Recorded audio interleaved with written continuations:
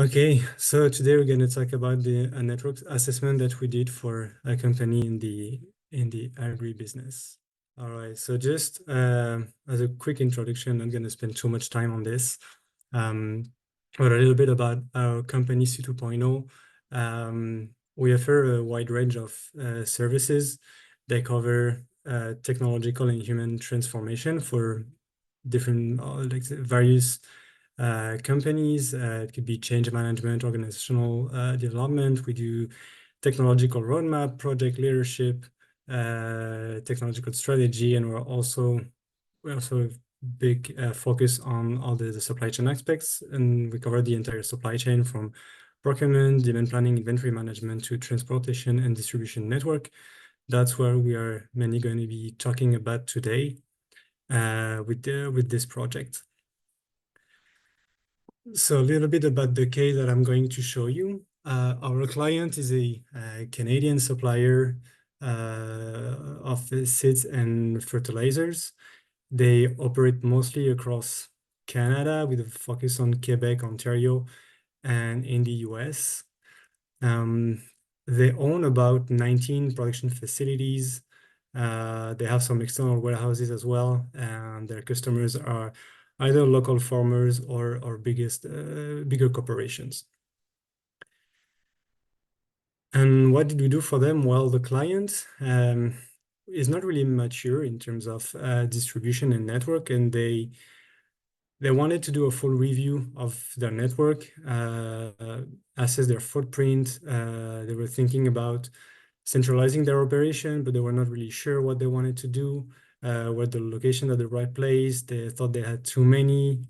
So really they wanted to see if there were any opportunities for improvement, whatever they would be. So they had some hunches, but they wanted to validate them.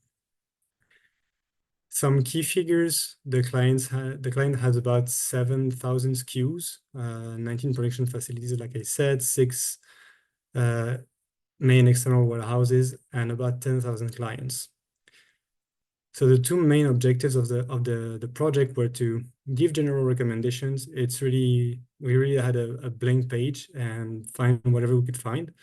And the second that we anticipated was to evaluate the impact of closing warehouses, especially in terms of service level costs and GHG emissions. The approach that we took, nothing surprising there. It's the way we do most of the how you do most of the network design projects. So first, put the baseline, which was a major phase here that was quite challenging. Collect the data.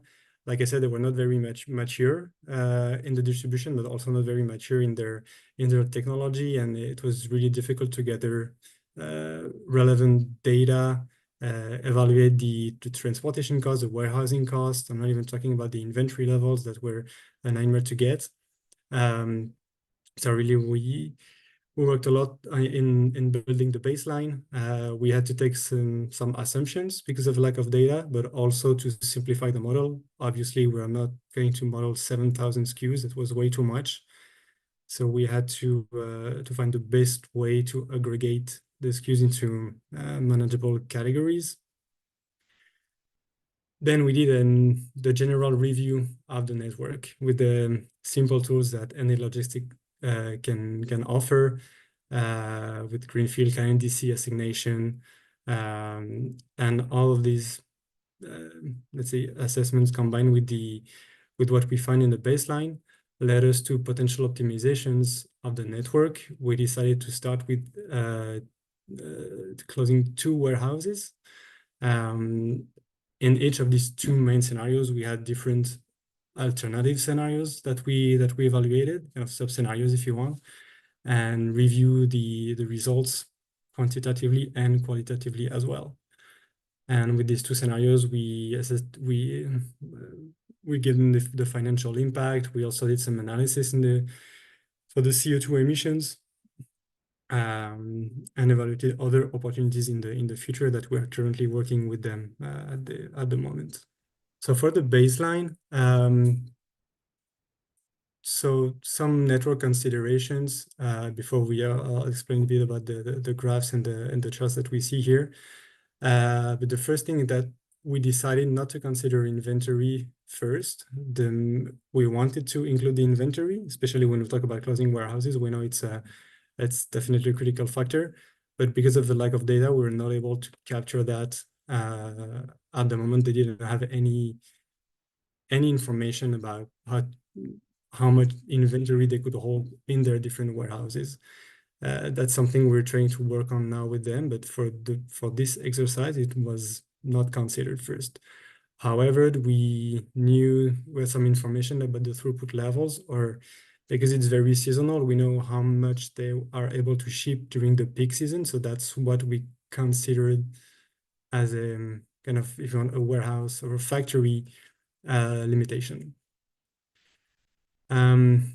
For the aggregation of the products, we sat down with the teams to understand the operational constraints, what would make sense in terms of product families, what would they be? And it was really dependent on who the suppliers are, if some suppliers are able to ship direct or not, what sort of SKUs we can find in different warehouses. Some SKUs, they cannot be shipped with the same equipment as others. So that it's really the operational constraint that helped us define the product categories. And also, when reviewing the data, we noticed that, especially because of the number of factories and external warehouses, there was lots of transactions between these facilities, and some really did not make any sense. And they also had quite low volumes when comparing to other inter-warehouse shipments or customer deliveries.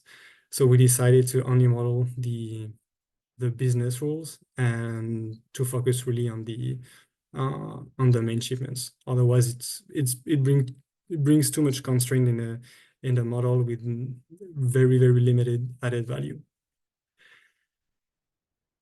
So in the baseline, obviously we went through the full exercise in terms of customer deliveries and transportation costs, etc. But the two things that I want to mention for this case, the first thing that struck us was the efficiency of the factories. We noticed that it was very it could vary a lot in the network, and you had some factories that were really not efficient in terms of cost per pallet they were producing. You could see that some were really behind and matched with what the client said in terms of how old they were and how much they did not invest in the factories before. So it already gives us a head start of which factories you could potentially close, because if you keep them in the network, that also means huge investments. And the second point is when we analyze the deliveries, if you see on the maps on the right,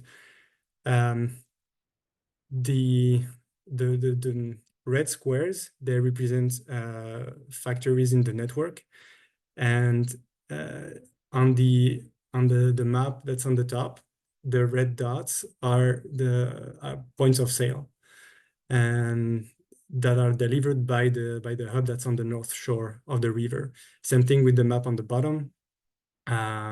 These are the point of sales delivered by the hub, the factory that's on the south shore. So what you see mainly is that you can see that trucks are crossing paths. So the client DC assignation is really poor in this area, and it was the same outcome in other places of the network.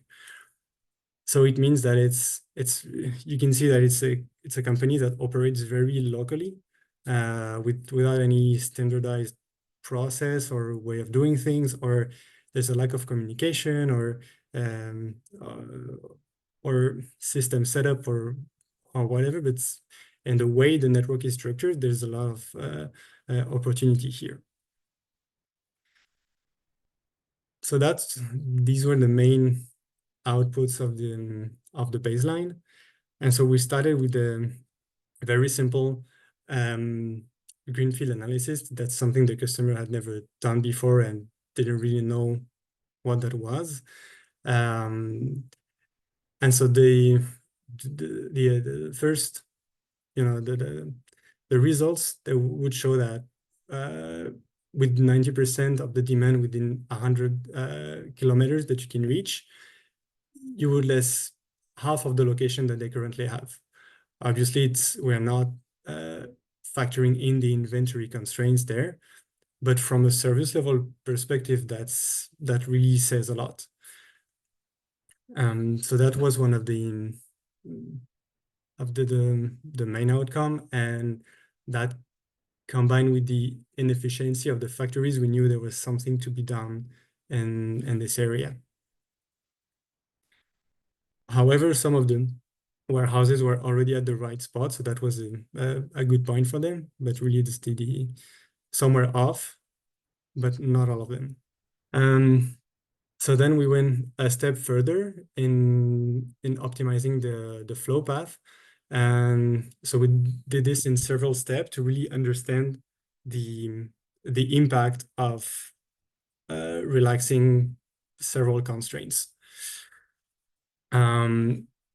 So the first thing you see, the map before the flow path, it's all over the place. Some customers that are delivered from 3, 4, sometimes 5 different warehouses. It really is a mess. So the first thing that we did was reassign the client in DCs, but we kept the throughput the throughput constraints to reflect their reality, because tomorrow, even if we reassign the DCs, maybe a factory that would have shipped 1,000 pallets tomorrow, if you said, no, you're not going to ship 1,000 pallets, you're going to ship only 200, it just doesn't make sense. And that means for another warehouse that would ship 100 pallets, maybe tomorrow it's going to ship 500, then they don't have the capacity for that. So obviously it's not optimal, but it's kind of the low-hanging fruit. If you put your inventory more or less at the right spot, you can already achieve significant savings. And just with that, with the throughput constraints, it showed a 10% improvement in transportation costs. And that's one of the easiest thing to do for the company, not touching anything about the current warehouses. Now, without the throughput constraints, we could be up to 30%, obviously, of a reduction in transportation costs. Obviously, this is not realistic. You're not going to change your network that much in a short period of time, but it's just to have an idea of up to where you can go. And the last step was, because we knew that's something they wanted to see and a path that they wanted to go to, we closed about 8 production facilities, using the efficiency of the warehouses and the greenfield analysis to see what would happen, how would the network behave. Obviously, your transportation costs, they would rise, but the warehouse costs would really decrease. And so that was good insight, and that's what made us go forward with finding 1 or 2 good candidates for to be closed. And that's what we did in the next phase. Okay, sorry. I saw something in the chat. Never mind. And so that's after this consideration, went to the network optimization, what they could actually do with this information. So we identified 1 warehouse that we wanted to close because it was very costly, very inefficient, and was not so far from one of their main warehouse that you could consider a hub. And so we wanted to see what would happen if we close this one. For the second one, this one was a bit trickier. They wanted to close it for other reasons than just the performance. Especially because this was really a really old one. It wasn't a region with a big demand. Last mile piece was really expensive, and it was difficult to find um, enough manpower in the area. So that's why this was the second one was also a warehouse that we wanted to see if we could close it. So in terms of saving for the first one, just looking at the transportation cost for the demand served by this warehouse and the operational cost for the warehouse, we tried let's say two scenarios. I'm only going to present these two, but the first one was to keep some equipment on the site. It's equipment that was used to deliver the product. So obviously the cost of if you want the cost of the facility would dramatically reduce, because we're just keeping, if you want, like a fence with some equipment inside that you could attach to a tractor and use to deliver the product. So you reduce highly your operational costs, and surprisingly enough, the transportation costs also decreased even by closing the warehouse. And by analyzing further what happened, it turns out that the warehouse that we wanted to close was not at the right place. It was far, or not so close, if you want, to the highest points of demand. And by servicing from the main hub, we would even reduce the number of kilometers. Obviously, one of the key success factors to do that was to be able to optimize the routes properly. But that's a path they are looking into now. But just in terms of service level, we saw that it doesn't change much with the current situation. And the second one, so we tried without the equipment, and the way, but by changing the way the products, some of the products are delivered, we're even able to reduce a bit more the transportation costs.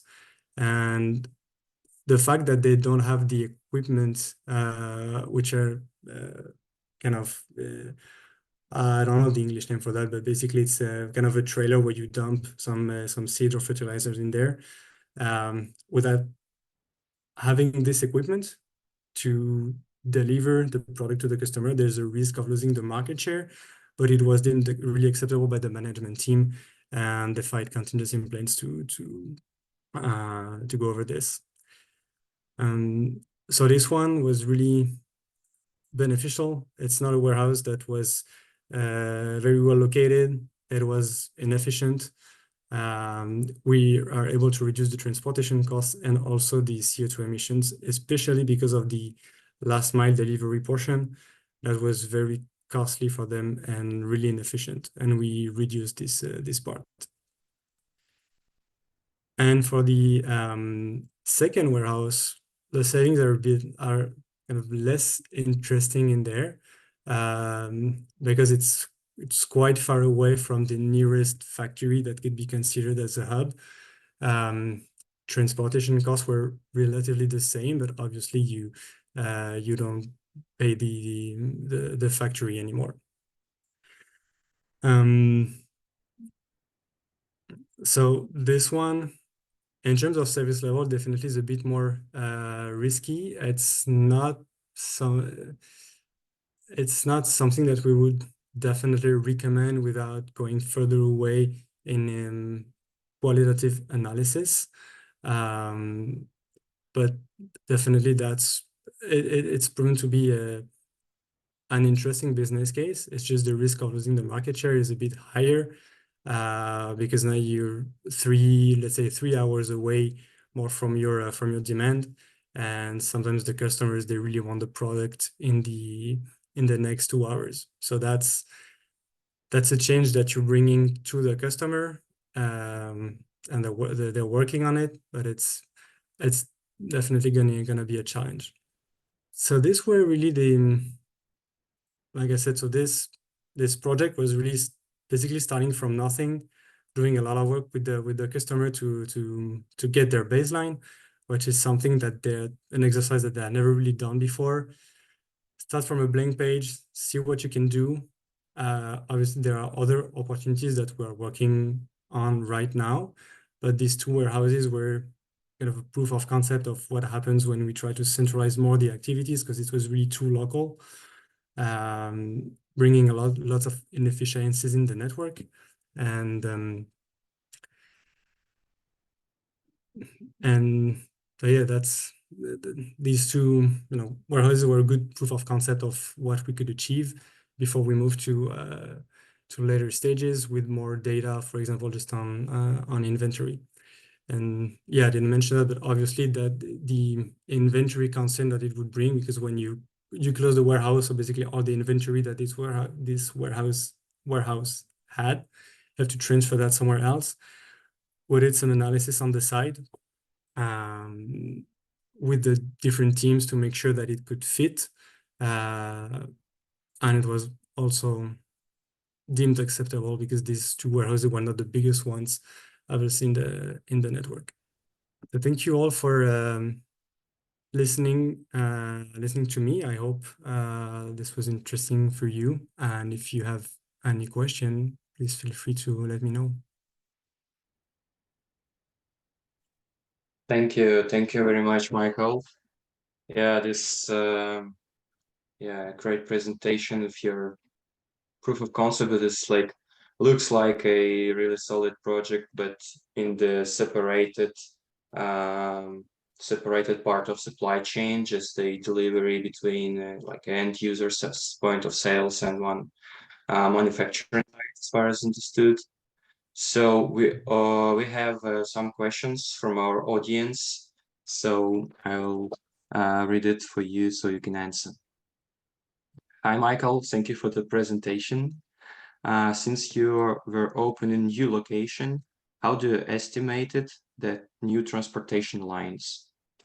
There must have been a misunderstanding because we were closing locations, not opening them.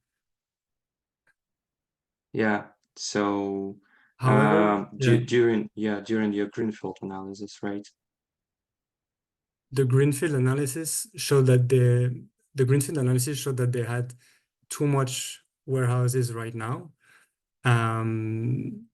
So it we took the